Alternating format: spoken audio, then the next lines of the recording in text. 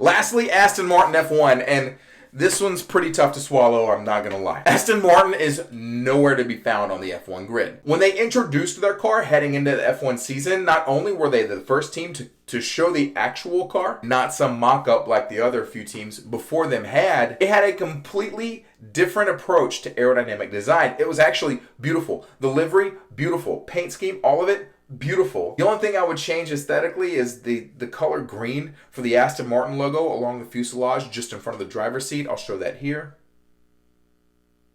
I'd change it to a different shade of white or gray. That's just me. I digress. Their car is beautiful. It's just not fast whatsoever. I mean, it has like 0 speed. And with Nico Hülkenberg at the helm, just because he was a replacement driver for Sebastian Vettel had COVID. He will be racing in Melbourne. Hallelujah, thank you, Jesus. Lance Stroll, pay driver. Daddy owns Aston Martin.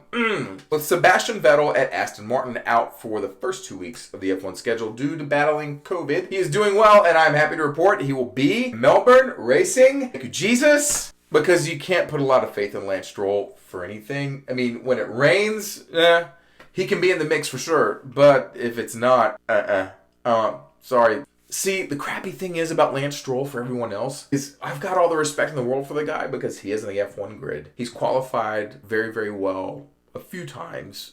Those were a few years ago under the name of Racing Point. Now that team is now called Aston Martin. Meanwhile, former F1 driver and current reserve driver at Aston Martin, Nico Hülkenberg, aka Hulk, was covering in for Sebastian Vettel at Aston Martin. Most of you might think to yourself, well, if you're a reserve driver in F1 and you get bumped up, you're going to want to lay it all out to try and prove your worth in hopes to bump the guy you're replacing out or the other teammate out. Again, there's 2 cars at each team with a flock of reserve drivers behind them. No, that's not how it works in F1. When you are a reserve driver and you get called up to race in a Grand Prix for a particular F1 team, your only job, not your first job, your only job, don't wreck the car. That's it. You just have to finish a race because that's it. Well, Nico, yeah, he kind of did that. And while they didn't finish last weekend, respectively 12th and 13th, you had 7 cars that did not finish. One of those 7, Mick Schumacher, didn't even start due to a really, really horrifying crash in qualifying. He will be racing in Melbourne.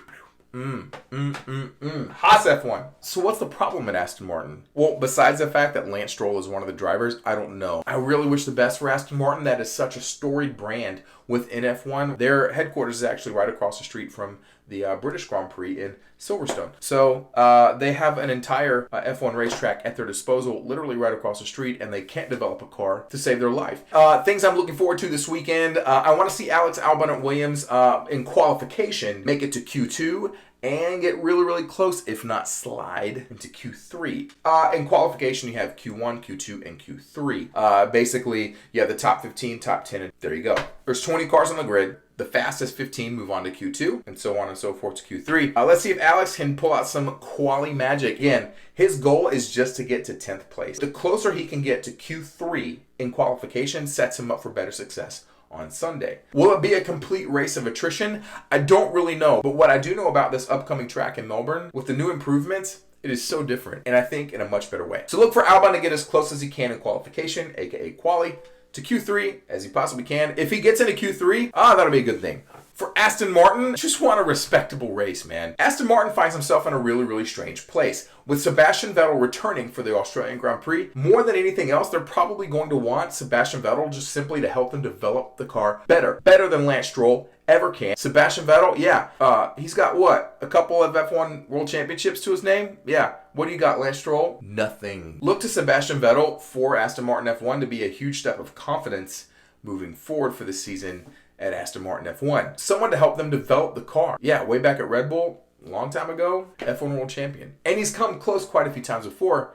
The guy can race. He's still a legend. He's the one guy right now that F1 doesn't deserve but desperately needs. And for McLaren in Melbourne, look for 2 things. You want to see Lando in the points again, creeping his way closer. I'm going to say to top 5. Look for Daniel Ricciardo. Yeah, look for him to finish in the points. I'm not saying top 5. I'm not at all. But don't forget, before Daniel had to pull out of the race in Jeddah in Saudi Arabia, they were able to develop and make a ton of progress in his car, and that gives him a ton of momentum moving forward into Melbourne. What would break the curse for Daniel Ricciardo in Melbourne? Simple. Finish in the points. That might be a little bit smaller victory for him, considering he's won Grands Prix before, never in Australia. God, that would send that country into a frenzy.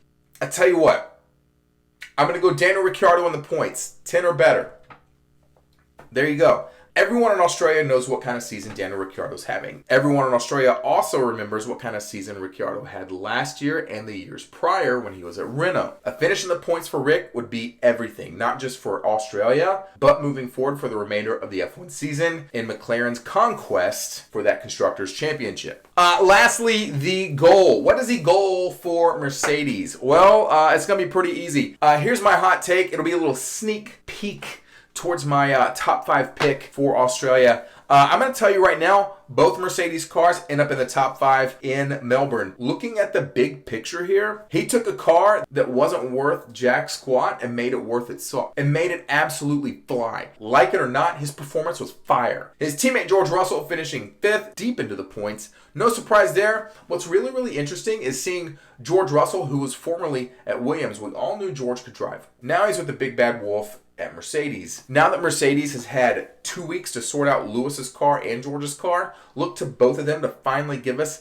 that battle we've wanted for so long. Maybe not all of us, but I know me. I'm speaking for a lot of F1 fans here. We've wanted to see George Russell at the helm of a Mercedes car for quite a while. And now he's battling Lewis Hamilton. I want to see a proper head-to-head battle between those two teammates. You know, kind of like Esteban Ocon and Fernando Alonso did last week with the Alpine cars. Yeah, but these two, holy cow. What's interesting about both Alpine cars and both Mercedes cars, granted they have 2 different engines, each team has a former F1 world champion on it. So if you were entertained by that Alpine battle between Fernando Alonso and Esteban Ocon last week, 2 teammates, I'm looking forward to that in Melbourne between these 2 Merc cars. I really, dude, it's like I've been waiting 10 years for, I don't know. Like, this could be intense, dude. Really, really intense.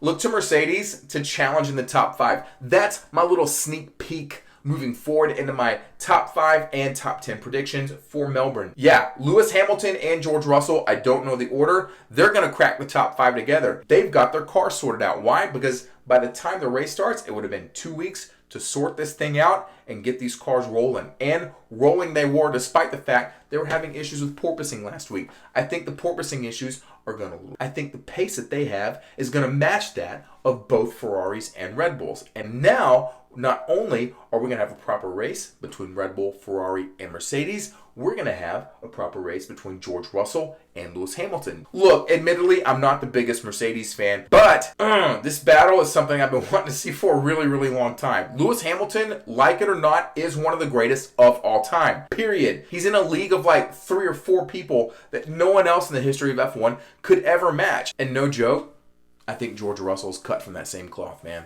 I really, really do. Now that he's no longer with Williams and in a proper F1 car with the big bad wolf, that is Toto.